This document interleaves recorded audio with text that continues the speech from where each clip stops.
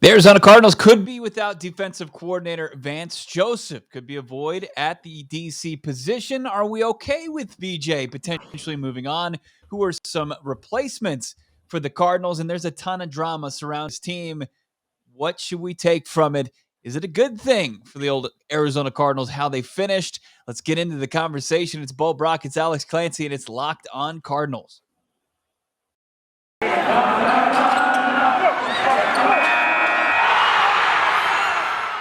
You are Locked On Cardinals, your daily Arizona Cardinals podcast. Part of the Locked On Podcast Network, your team every day.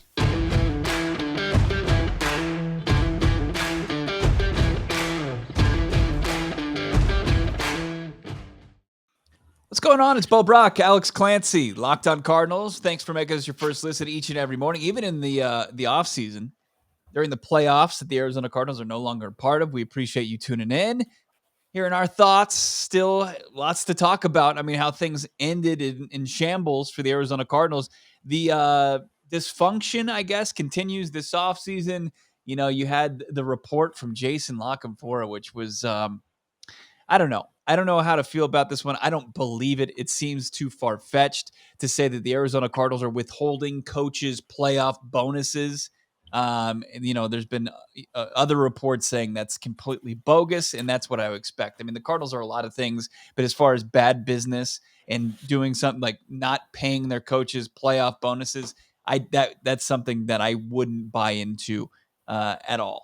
So, but on top of these meetings that happened or didn't happen, we have finally heard from the Arizona Cardinals president, Michael Bidwill, and he basically said, like, I'm sure all of you feel, he's disappointed. But unlike you, myself, Alex Clancy, he has the ability to change things. And the organization apparently is having internal discussions on how to improve the team. As far as coach speak goes and cliches, it doesn't get any more so than that. So now they've got to do it with action. We'll see what they do, Alex. I mean, it seems like, yeah, and I think it was Mike Florio, Pro Football Talk, came out and reported immediately after that everybody's getting paid. It seems like, because, listen, we know in Phoenix that there's a bunch of misinformation that gets given out to a couple sources, and one seemingly in particular who just runs with things, and he's wrong 80% of the time, but people still love it, which is fine. To each their own. It seems like they're more important. They're more worried about spreading misinformation than actually fixing their problems. Mm-hmm. And it doesn't make a whole lot of sense to me. Like, Michael Bidwill, I don't think he didn't ever play football. This is a whole thing. This is a whole thing about owners where it's like their main job is to hire people to do their job well because they don't know how to do this. They're good business savvy. And Michael Bidwill is kind of a different case because it's a family business. But it's like his main job is to hire people so he doesn't have to do anything. Mm-hmm. And he hasn't done a very good job of that. And what we're seeing right now is with the question marks surrounding even these paychecks, it's so dumb how many how they just gift misinformation to people for no reason. It doesn't make any sense. And this isn't the first time. It won't be the last.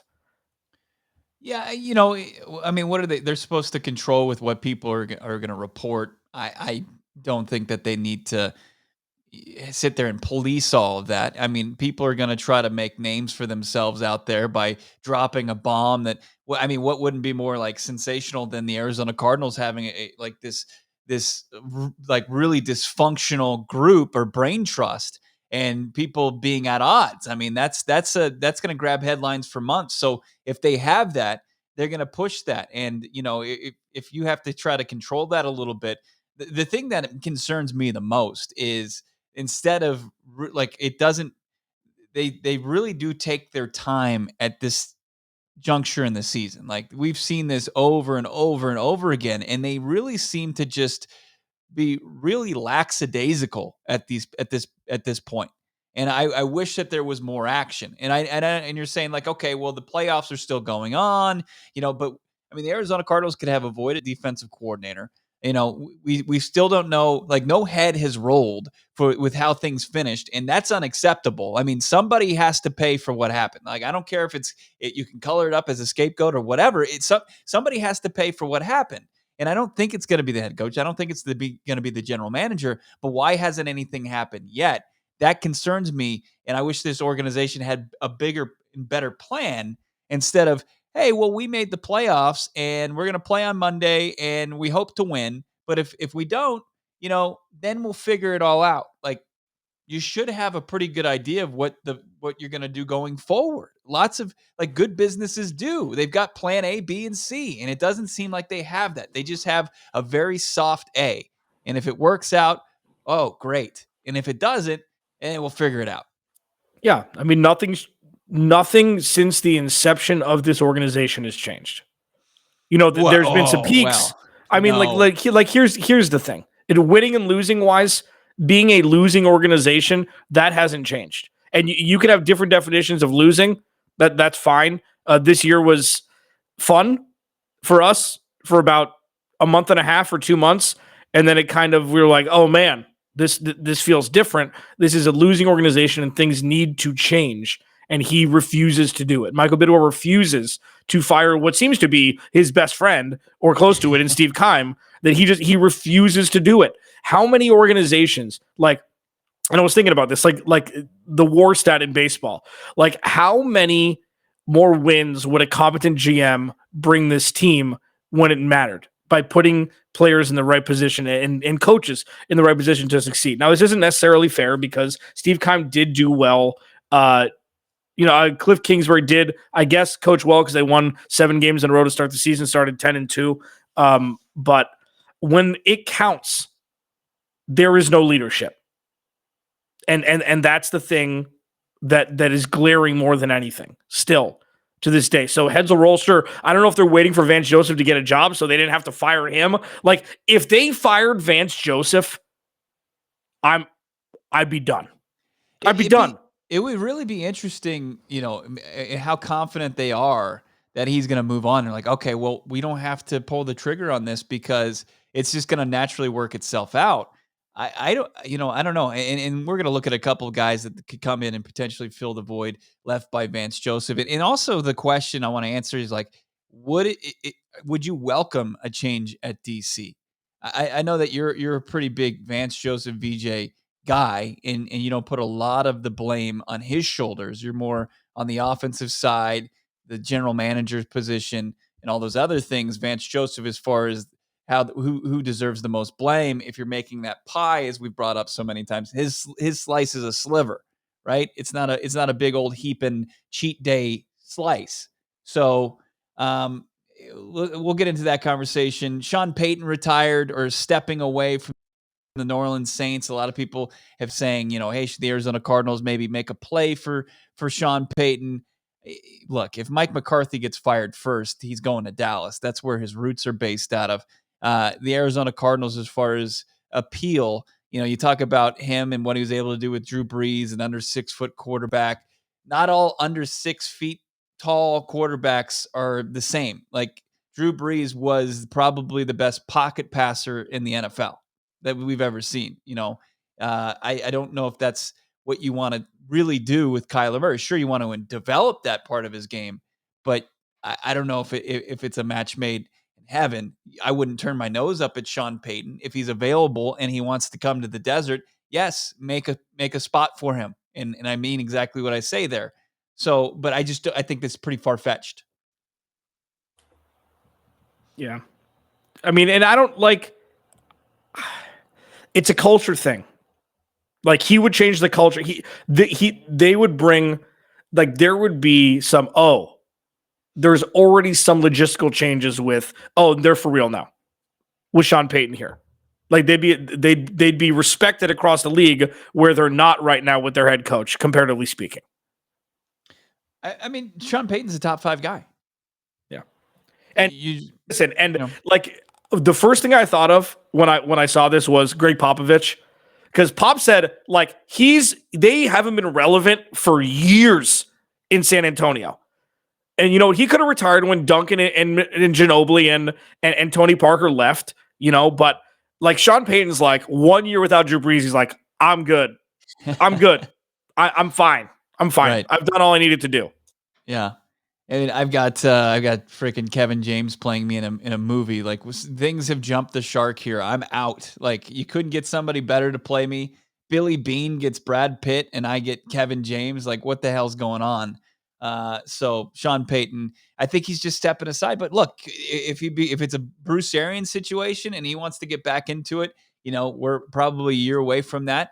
The Arizona Cardinals, falter or don't improve and things continue to trend the wrong direction, then yeah, have a serious conversation. Back up the Brinks truck. Like, just don't let him deny you. But I think we're at least a year away from that conversation potentially happening. We'll get into the defensive coordinator conversation. Also, we'll get into just a couple things. I thought the Arizona Cardinals should have one of these things as a priority this offseason as far as making an internal improvement. I'll tell you what that is. I'll come up here on Locked On Cardinals. Make sure you're following along on Twitter at Locked On AZCards, at Bob Brack, and at Clancy's Corner. It's Bo Brock, Alex Clancy. We're going to have our Super Bowl prediction, but of course, if you're looking for the edge these days, we'd like to thank Online Gambling for sponsoring today's podcast. If you don't know already, onlinegambling.com is a website dedicated to giving bettors the edge. Throughout the playoffs, they're providing you with the best NFL tips, news, and more to help you make the best bets that are more informed than ever. And of course, throughout the playoffs, the experts at onlinegambling.com asked Alex and myself to show off our prediction skills and pick our Super Bowl finalists. And we'll get into that. We'll give those, I guess, in the next couple shows. We're not going to do it just yet, but before the conference championship, we'll get into that. We've got online gambling, though, that's helping us and assisting us all along the way. OnlineGambling.com gives bettors the edge they need. Make sure to visit OnlineGambling.com/NFL for the latest gambling news, tips, and odds to give you the edge throughout the playoffs. Remember, OnlineGambling.com/NFL to make the most of this year's playoffs. Bo Brock, Alex Clancy, thanks for making us your first listen each and every day here, a part of the Locked On Podcast Network, your team every day. So Vance Joseph, if he does indeed take the job in Miami, is that something that you think that most of the fan base would celebrate, or they would be a little upset that he walked for another opportunity at head coaching gig? I mean, he wasn't a good head coach. Right. And that's obviously the quarterback play was terrible. You can't win without a quarterback in this league. You just can't. Is two of that guy. I wouldn't be the one to jump to Miami. Like, I don't know why that's but maybe that's the team that wanted to hire him. And if you get offered a head coaching job, you take it, right? Like, I don't think, unless they want to build something here and unless they want to pay him close to head coach money to keep him, I don't, to celebrate him. Sure. Like, you know what?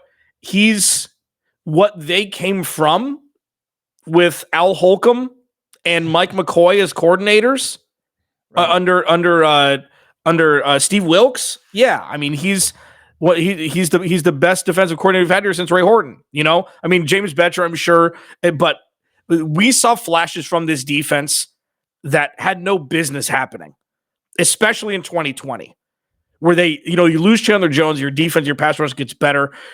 Down the stretch, the whole team lost mojo. People got injured. This is a roster thing. Steve Keim didn't have the secondary equipped well enough to succeed when their 4th-round pick went down and Robert Alford went down. Like, that's on Steve Keim. That's not on Vance Joseph. And I think he did a fine job. And if you want to keep him around, if you want to pay him, like if it came out and they say, you know what, we're going to give him a 4-year, $24 million deal or whatever, $20 million deal to stay as the DC, be like, bravo. Like, I think people overthink the coordinator position way too frequently. He did a very good job. I'd be happy if he was here in pseudo perpetuity for the Cardinals. Do you agree?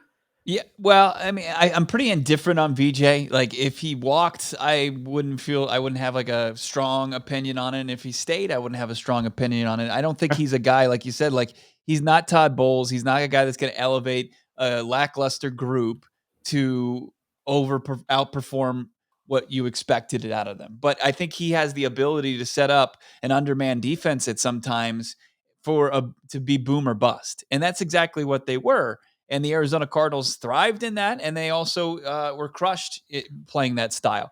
But, with what he's personnel-wise, what he's dealing with, that's really the only way you can really live and be successful. I think that if they were to lock him up, and I think it's a very real chance that I don't think it's a slam dunk that he goes to Miami. There's two things that can be true. If Miami screwed up their head coaching search and firing Brian Flores and hiring Vance Joseph, but the Arizona Cardinals, could be better off without Vance Joseph. I mean, those things could be true. I think there are a lot of intriguing options out there. I mean, you mentioned Al Holcomb. That was a defense that had to, for whatever reason, they switched him from a 3-4 to a 4-3. And then when VJ came back, they went back to the 3-4. And you got to do that based on personnel. I mean, I don't think there's a question who the best candidate is out there to replace Vance Joseph potentially. And it's Wink Don Martindale. He develops linebackers. He was a linebacker coach. That's how he made his name before he became the DC. He as far as the Ravens go, they're second since 2018 in scoring defense. And I mean, opportunistic scoring defenses, I mean, they're always in the mix at the end of the season. And I think that do whatever you can if Vance Joseph leaves to get Martindale in the building. Other than that, Vic Fangio, fine. Stay away from Mike Zimmer. He's a 4-3 guy. I think as far as him really being able to keep up with the Joneses in the current day, modern day NFL, I think it's probably passed him up as far as being a really impactful coordinator. And then, look, I mean, Brian Flores, I just don't think Brian Flores is going to be available. No, he's going to be a head coach in 10 minutes. Yeah. I mean, I think that he's the favorite to take the Houston job. Yeah. Is that right? I think he's the favorite as of right now. I mean, these things change. Brian Daboll 3 days ago was the favorite to take the Dolphins job. And then, I mean, things are going to change seemingly overnight. And they're odds, they're not guarantees. So we have no idea. I mean, you don't see, or do you see somebody on the Cardinals coaching roster right now that could take Vance Joseph's spot? No, I mean, Brenston Buckner is a good defensive line coach. Bill Davis, I mean, as far as how the linebackers have not, their development hasn't been where you want it to be, especially with the draft picks that they used on that position. I would say no. So I don't think that there's anybody you could elevate, at least on I don't see it on either side of the ball as anybody that you would want to promote to take over.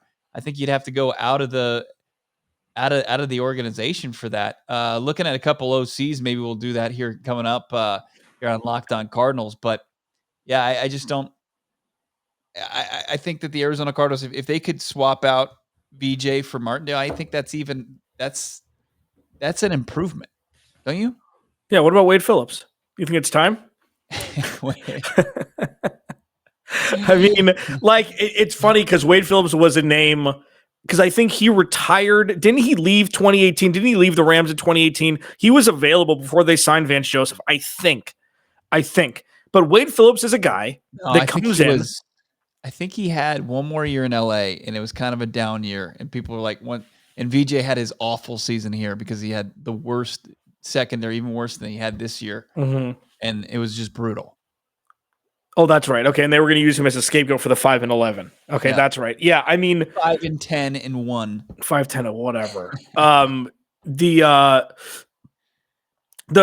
The Wade Phillips thing is interesting because he's like Jack Del Rio, where it's like one great year of defense, and then it kind of sputters, or 2 great years.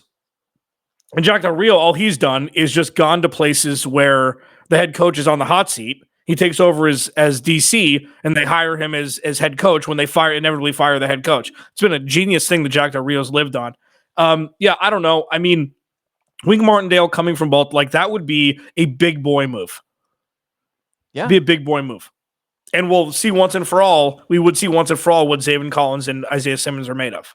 We'd have to. I don't think there would be any more excuses for those guys. And I'm not down on Isaiah Simmons. I mean, I think like most of the team, he finished flat, but he had a really good season as far as where he came from after his rookie season. Do you need to tell you if you buy gas, you need to know about this app. It's the Get Upside app. It our listeners are earning cash back for every gallon of gas every time they fill up. Just download the free Get Upside app in the App Store, Google Play right now. Use the promo code Touchdown for 25 cents per gallon or more on your first fill up. Cash back. Don't pay full price at the pump anymore. Get cash back using Get Upside. Just download the app for free. Use the promo code Touchdown for 25 cents per gallon more on your first tank. Some people who drive, they're making as much as $200, $300 a year in cash back, and there's no catch. The cash back gets added right to your account. You can cash out anytime, your bank account, PayPal, e-gift card for Amazon or other brands. Just download the free Get Upside app. Use the promo code Touchdown. Get that 25 cents per gallon or more cash back on your first tank. That's promo code Touchdown. Built Bar. So Built Bar, I mean, we've had Built Bar for so long. We love the people at Built Bar. I need to get me some orange ones. I'm out. So it's a new year, means New Year's resolutions. If yours is about getting fitter, eating healthier, make sure you include Built Bar in your plan. So no candy bars, just add Built Bars instead, because they taste pretty much the same, and Built Bar is a lot better for you. They're all covered with chocolate. Okay. They're all around 130 calories, 4 grams of sugar, 4 net carbs, 17 grams of protein. So that's a lot less than 30 grams of sugar and 240 calories that a candy bar would lend as you ingest it. So stick with Built Bar.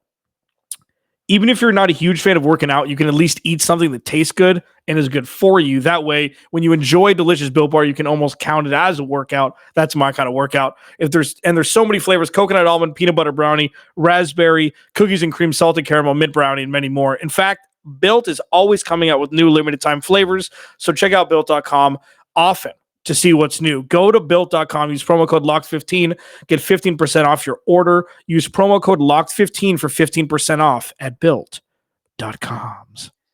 Thanks for making us your first listen here on Locked On Cardinals. Make your second listen tomorrow. Alex Clancy and Tyler Rowland on the Locked On NFL podcast. Make the Locked On NFL podcast your second listen like every day. I highly suggest it. It's great lineup of hosts, including myself on Monday, breaking down the biggest news from around the league. And then, of course, Peacock and Williamson have great insight. They're going to be on the Radio Row. They're going to be live from the Super Bowl Super Week, and that's going to be great coverage leading up to the big game. So check that out as well. So I said the day, and you were right on. Had the same idea as far as the Arizona Cardinals maybe prioritizing adding an offensive coordinator to their Cliff Kingsbury staff if they were going to move forward with K2.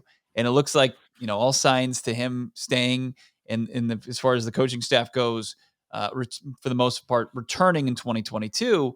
And I'm not talking about, I wish it was part of the play calling process, but if it's like what Sean McCoy has in LA, where it's more of a game planning thing and working with the quarterbacks like he has with Kevin O'Connell, that's fine. I just think you need to have another person in the room to help out with all that and to ease a little bit the pressure off of Cliff Kingsbury to continue to develop as the leader in that locker room. Yeah, I think this is a no-brainer. I mean, but it is going to beg several other questions as to why certain, people are in certain positions. But as many people that can be around Kyler Murray and this offense, do it. Yeah. Do it. Just do it. Just do it. I was looking at a couple names. One was Pep Hamilton. He worked with Andrew Luck in the Colts. He worked with Andrew Luck at Stanford before that. And he worked with Justin Herbert his rookie season. And then most recently, he was in Houston, and Davis Mills actually became a decent rookie quarterback. I think Pep Hamilton might be a decent guy. Joe Brady is a guy that some people are down on because of how things ended in Carolina. But look, Carolina is a dumpster fire. I'm not gonna put all of that on Joe Brady. I think when he works in collaboration, he was the co-OC for LSU, and what he was able to do with Joe Burrow, and as far as how innovative that offense was, I think Joe Brady, especially if he's collaborating with Kingsbury and Sean Kugler and those guys, I think that he can be impactful. And I think those are a couple names that they could add if they were able to force Cliff Kingsbury into doing something like this. Yeah. I mean, I don't think there's any way in hell it's going to happen. I think that would mean that Steve Keim would say that he's wrong and that something isn't working, and that's something Steve Keim doesn't do. So I don't think they'll hire an OC, honestly. Yeah, and look, I mean, Sean McVay, he swallowed his pride and did it. And they won 9 games that season. But he's like, look, I can. This is only going to benefit me. This isn't going to take away from what I'm trying to do. And I wish that they had that mindset, but obviously, there's a big difference between Sean McVay and the brain trust for the Arizona Cardinals. There's no denying that.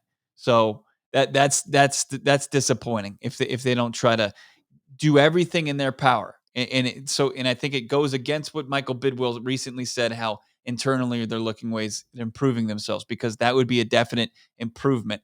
I thought about this, and I'm really on the fence saying it, because it's a hot take, and it can be picked apart, and you can call me an idiot for it, and it would never happen because he ethered his relationship with the guys in the Arizona Cardinals locker room. But I think one of the guys that would have been perfect for it would be Bill O'Brien. He's the OC at Alabama now. He worked hand in hand with Tom Brady for a while. He helped develop Deshaun Watson. He obviously knows how to utilize DeAndre Hopkins, but the relationship between Nuke and Bill O'Brien, it's like you probably can't even approach it. Well, and I'm assuming Bill O'Brien's going to get head coaching looks. I mean, if not this year, next NFL? year. Yeah, for sure. That's what they do. That's what they do. I mean, that is like the breeding ground. There's no NFL coaching tree more potent than the college football OC tree with Nick Saban. I mean, Sarkisian, Lane Kiffin, I know that a lot of them, they'll stay in the college ranks, but those guys are going to make so much damn money 1 year. Didn't Lane Kiffin coach 1 game? Or did Steve Sarkisian coach 1 game as the OC when Lane Kiffin left for a job or got fired? I can't remember. No, but he took over for him in a big game, but I think he was the OC for at least 1 full season. And then somehow I don't know what Texas was thinking, but yeah. But yeah, Bill O'Brien's obviously it's a total non-starter. But Bill O'Brien will be a head coach in the NFL again, I think. He just not a GM. Yeah, you just can't give him the keys to the castle. Like, it's like, look at what Andy Reid's done. Like, what Andy Reid's done, he's like, they drafted, like, he's the GM. He gets credit for that move, for trading up and drafting Patrick Mahomes. People forget that Bill Belichick is the GM of the New England Patriots. Like, and I know that his personnel decisions haven't been great, but compared to Steve Keim, he's, give him a Pulitzer. So, like, look, Steve Keim's good at one thing: trading. He can trade. Yeah, probably pretty good at fantasy football. I mean, it's if the offense too is if you're looking at play callers or game planning in the offense, and you're looking to supplement your guy, like, you also have to look at the GM position and say, hey, your draft record sucks. Let's look at somebody else helping you with the draft. Like, if you want to stay in this position, it's either we fire you, you move on, or you let somebody take over the reins as far as drafting for this team, because it hasn't worked. It's the definition of insanity. But look, those are two things that I agree with you, Alex. I don't think either guy would give up. They would be very reluctant to do so. Yeah. And that's the problem with all of this. Like, I mean, it's so funny. Like, we have these conversations. Oh yeah, but Steve Keim's GM and nothing's going to change. So we pretty much just threw up our heartfelt conversational skills here for the last 28 minutes and 57 seconds, and nothing matters because Steve Keim isn't good at his job. He's never going to be good at his job where you really need it, because we would have found out the last 8 seasons if that were the case. Yeah. How does he still have a job? How is this possible? Like, seriously, we have the same conversation every offseason. How does he have a job? And this isn't irrational. Yeah. Look, I know. I just wish you weren't doing it 29 minutes into our podcast. I mean, it's just 26 seconds. How much time do you have? I mean, it's unbelievable.